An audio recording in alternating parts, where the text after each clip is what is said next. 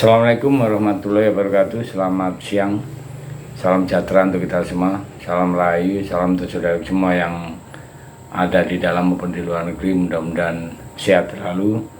Untuk yang sakit, mudah-mudahan cepat sembuh. Yang bekerja mendapat rezeki yang berkah. Amin. Ada berita yang mengusik ya untuk saya sampaikan berkaitan dengan gembar-gembor di media, berita-berita pertemuan CEO Apple, Tim Cook ke istana dan ketemu Joko Widodo beberapa waktu yang lalu. Beberapa media yang mungkin sudah dibayar atau gimana, gembar-gembor pertemuan CEO Apple ini dengan Jokowi berhasil membuat perjanjian ya. Akhirnya investasi di Indonesia dengan nilai sebesar 1,6 triliun. Yang saya mirisnya, berita Apple ini akan di Indonesia itu begitu meriah, mirip seakan-akan Indonesia jadi juara dunia. Semua memuji-muji pemerintah yang dianggap sebagai fondasi sukses menarik Apple, brand dunia untuk investasi di Indonesia. Inilah mirip ya, seperti yang pernah kita bicarakan, yaitu masalah Elon Musk. Waktu investasi Tesla di Indonesia kita begitu riang gembira dan akhirnya kecewa karena Elon Musk ternyata lebih memilih Malaysia berkaitan dengan rencana investasi.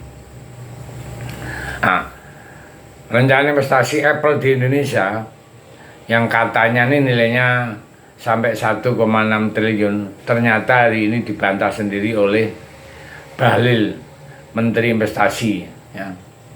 Beda dengan digembar-gemborkan media bahwa Apple akan investasi di Indonesia, dan sampai sekarang belum ada satupun proposal atau pengajuan Apple yang tertarik untuk investasi di Indonesia. Nah, ini kan malah ada yang ramai lagi adalah berita dari luar bahwa Apple tertarik investasi di negara Vietnam. Nah, repot lagi kan dengan nilai yang jauh dengan yang kemarin digembar-gemborkan di media kita. Berapa nilai investasi yang ada di Vietnam ya? Yaitu 267 triliun. Bandingkan nilainya dengan gembar-gembor Apple akan investasi di Indonesia. Dengan nilai cuma 1,6 triliun saja, seperti bumi dan langit dengan Vietnam. Pasti ketawa mendengar angka rencana Apple Indonesia ini. Ini kan ya begitu gak jelas lah kapan investasinya. Bukan gak bangga dengan ini, tapi kita harus mulai bisa mengukur diri kita dan mencari di mana letak masalahnya. Sehingga negeri ini bukan menjadi tempat target investasi dari brand-brand internasional. Bandingkan dulu aja ya, dengan Vietnam, negara yang populasinya, penduduknya kalah besar dengan negara kita, bahkan kalah dengan jumlah total penduduk di Pulau Jawa. Vietnam yang kita tahu adalah negara yang sempat terbelah ketika terjadi perang Amerika dan Uni Soviet ya, yang sekarang bernama Rusia. Kita tahulah itu dari film-film perang buatan Hollywood ya, seperti Rambo ya, di mana akhirnya perang saudara Vietnam itu dimenangkan oleh komunis. Hanya ada satu partai di Vietnam yang mirip dengan Cina. Jadi penduduk Vietnam itu dilarang bicara apapun tentang politik, karena itu adalah wilayah pemerintah. Rakyat hanya dikenakan atau bicara tentang ekonomi saja. Mirip dengan Cina kan, ekonomi Vietnam itu terus tumbuh sejak mereka mereformasi ekonomi mereka di tahun 1986. Dan secara reformasi ekonomi itu kepercayaan dunia internasional meningkat. Investor banyak datang dan membangun industri, perusahaan manufaktur di sana ya, yang brand-brand terkenal yang membangun pabriknya di sana. Adidas, Nike, Samsung, banyak lagi ya. Jadi Vietnam itu pintar mengambil keuntungan dari perang dingin Amerika dan Cina dan menawarkan negara-negara mereka untuk dijadikan pabrik dari brand-brand terkenal. Vietnam ini jauh lebih siap secara infrastruktur daripada negara kita. Bukan hanya infrastruktur fisik seperti jalan dan lain-lain juga. Tenaga kerja yang murah, serta jaminan tidak ada permasalahan dengan buruh yang menghambat produksi seperti yang sering terjadi di Indonesia.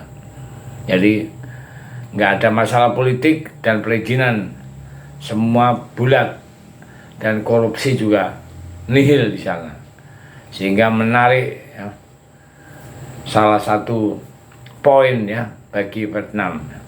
Rakyat Vietnam ternyata secara pendidikan jauh lebih tinggi dari Indonesia.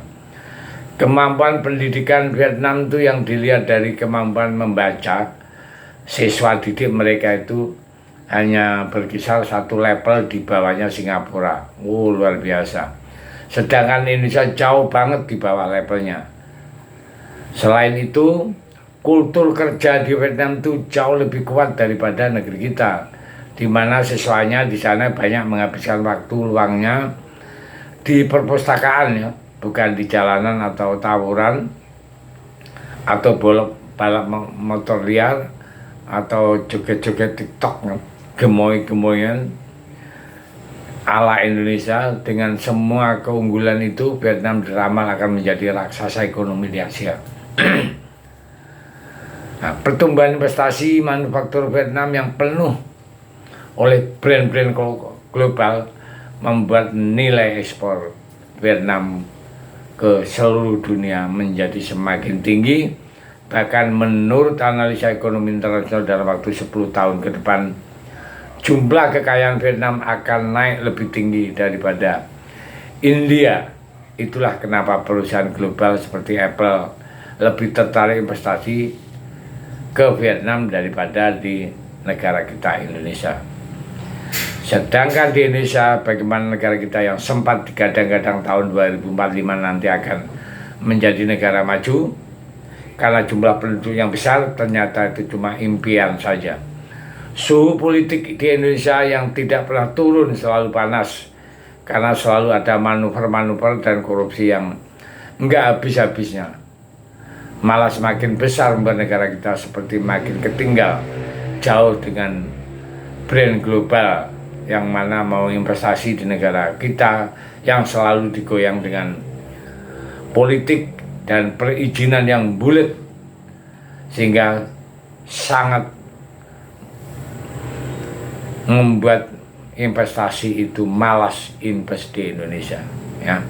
Maka kita semua harus mawas diri agar supaya investasi negara luar itu masuk, terutama untuk pejabat-pejabatnya yang main korupsi atau mempersulit perizinannya, itu harus kita mulai berbenah.